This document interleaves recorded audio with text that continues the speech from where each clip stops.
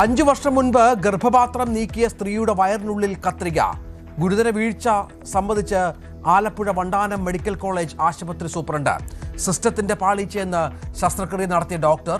കത്രിക നാളെ പുറത്തെടുക്കും. പ്രതിഷേധവുമായി വാർത്താ സമ്മേളനത്തിലേക്ക് ഇരച്ചുകയറി യൂത്ത് കോൺഗ്രസ്. ഐക്യദാർഢ്യവുമായി കോഴിക്കോട്ട് സമാന അനുഭവമുണ്ടായ ഹർഷീന.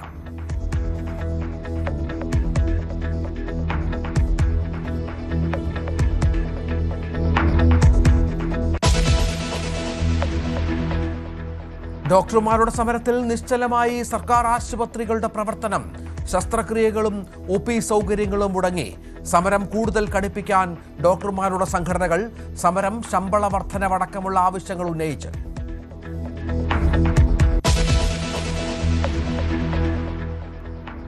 സർക്കാരിനെ പ്രതിക്കൂട്ടിലാക്കി തന്ത്രി കണ്ഠരര് രാജീവരര്. അറസ്റ്റ് സർക്കാരിന്റെ പ്രതികാരം. ശബരിമലയിലെ അവസാന വാക്ക് തന്ത്രിയാണെന്ന് SIT. മുൻ ദേവസ്വം സെക്രട്ടറി S. ജയശ്രീക്ക് സുപ്രീം കോടതിയിൽ നിന്ന് മുൻകൂർ ജാമ്യം. സ്വാഭാവിക ജാമ്യം കിട്ടിയെങ്കിലും പുറത്തിറങ്ങാനാവാതെ മുൻ ദേവസ്വം പ്രസിഡന്റ് പത്മകുമാർ.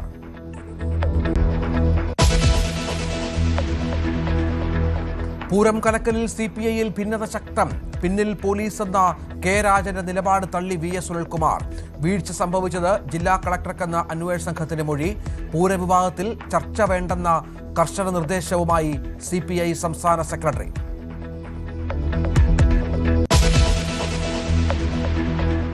കേരളത്തിലെ അന്തിമ വോട്ടർ പട്ടിക നാളെ പ്രസിദ്ധീകരിക്കും. പട്ടികയിൽ നിന്ന് 53,229 പേർ ഒഴിവാക്കപ്പെടും. വ്യാജ വോട്ടർമാരെ ഉൾപ്പെടുത്തിയിട്ടുണ്ടോ എന്ന് സംശയമുണ്ടെന്ന് CPM.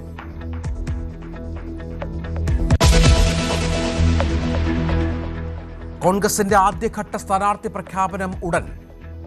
സിറ്റിംഗ് MLA-മാർക്ക് പുറമെ സംവരണ മണ്ഡലങ്ങളിലെയും തർക്കങ്ങളില്ലാത്ത മണ്ഡലങ്ങളിലെയും സ്ഥാനാർത്ഥികളെ പ്രഖ്യാപിച്ചേക്കും. പാലക്കാട്ടും തൃപ്പൂണിത്തുറയിലും പുതുമുഖങ്ങൾ. 40 മുതൽ 45 പേരുടെ വരെ ആദ്യഘട്ട പട്ടിക. രണ്ടാം ഘട്ടം പൊതുയുഗയാത്ര അവസാനിച്ചതിന് ശേഷം.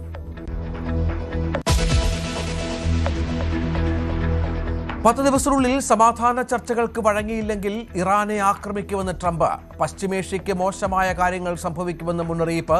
പശ്ചിമേഷ്യൻ മേഖലയിൽ അമേരിക്കയുടെ വൻ സൈനിക വിന്യാസം. ആക്രമണമുണ്ടായാൽ ശക്തമായി നേരിടുമെന്ന് ഇറാൻ.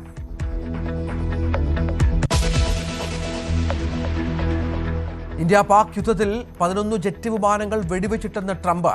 വീണതെല്ലാം വിലയേറിയ ജെറ്റുകളെന്നും ട്രംപ്.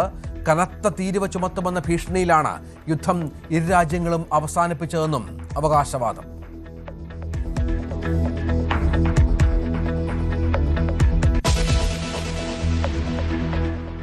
മുണ്ടക്കൈ ചൂരൽമല ദുരന്തബാധിതർക്ക് ആശ്വാസം. ആദ്യഘട്ടത്തിൽ വീട് ലഭിക്കേണ്ടവരെ നറുക്കെടുപ്പിലൂടെ തെരഞ്ഞെടുത്തു. 178 വീടുകളുടെ താക്കോൽദാനം 25-ന് മുഖ്യമന്ത്രി നിർവഹിക്കും.